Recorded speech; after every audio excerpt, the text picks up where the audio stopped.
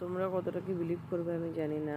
আমি এসেছি কর্মী সাগানিতে একটা পাশের গ্রামে আমার খরগোশদের জন্য, ঠিক আছে। আমি গাড়ি করে আমার কুকুরটাকে নিয়ে এসেছি, কারণ আমার কুকুরটা আমার গ্রামের লাস্ট প্রান্ত অবধি আমার সঙ্গে দৌড়ে দৌড়ে যাচ্ছিলো। আমি আগেও ওকে নিয়ে এসেছি, কিন্তু যেহেতু একটা অন্য গ্রাম ওই জন্য আমি কমফোর্টেবল হই না আমার বাড়ির কুকুরটাকে নিয়ে বেরোনোর জন্য। কিন্তু ও আমার পিছনে ছাড়েনি। যখন আমি দেখলাম যে গ্রামের এন্ড অবধি দৌড়তে দৌড়তে আসছে, আর বারবার আমার স্কুটির দিকে চাইছে যে আগের দিকটায় ও চাপে, এই জায়গাটায়, এই যে এক্স্যাক্টলি পাদানিটার কাজটায় ও চেপে থাকে। তারপর দেখো আমি just একটা চেয়ারের মধ্যে বসে আছি, আর ও দেখো কুকুরে কানগুলো খাড়া হয়ে গেল। মানে আমার এই কুকুরটা এত মানে লয়াল আমার প্রতি, যে কোনো ট্রেনিং কুকুরকে হার মানিয়ে দেবে। ওকো কুকো আমার চুনা বাচ্চা কো জামা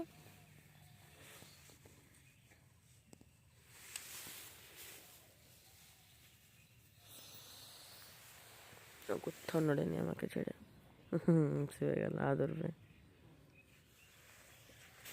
কাকু বাঁদর, বাঁদর কি হয়েছে?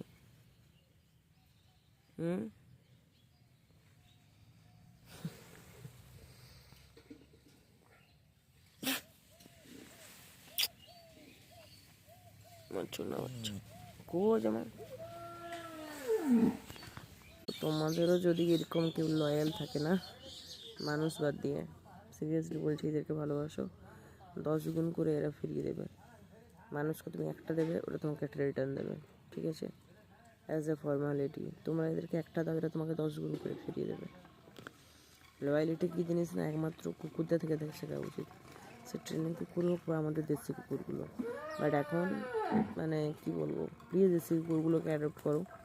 আমার মেসে 6টা কুকুর বাচ্চা হয়েছিল, ঠিক আছে, 6টা কুকুর বাচ্চা, এমন পার্বো ভাইরাস হয়ে গেল, 6টা কুকুর বাচ্চাই মরে গেল, 6টা বাচ্চাই মরে গেল। মানে আমি ভাবছিলাম যে এমনিতেই ওদের পিছনে আমার 20 টাকা করে যায়, মানে মাস 600 টাকা, এবার 6টা বাচ্চা এক্সট্রা জন্মেছে।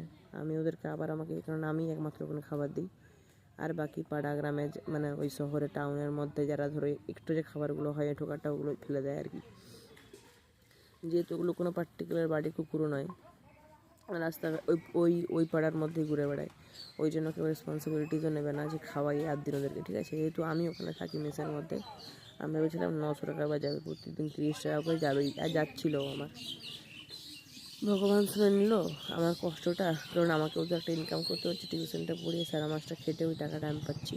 সবগুলো বাচ্চা পারবো ভাইরাসে মরে গেল।